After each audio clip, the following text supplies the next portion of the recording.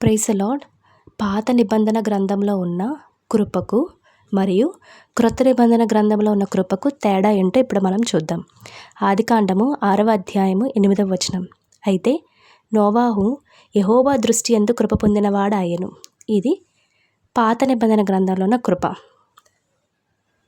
పాత నిబంధన గ్రంథంలో ఉన్న కృప యొక్క అర్థం ఏంటి అంటే, యెహోవా కృప నోవాహు పొందారు కాబట్టి ఆయన జలప్రళయం నుండి రక్షింపబడ్డారు. అయితే క్రొత్త నిబంధన గ్రంథంలో ఉన్న కృప గురించి చూద్దాం. రోమీలకు రాసిన గ్రంథము 3వ అధ్యాయము 23-24.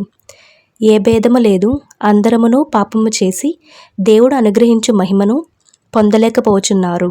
కాబట్టి నమ్మువారు ఆయన కృపచేతనే యేసుక్రీస్తు నందలి విమోచనము ద్వారా.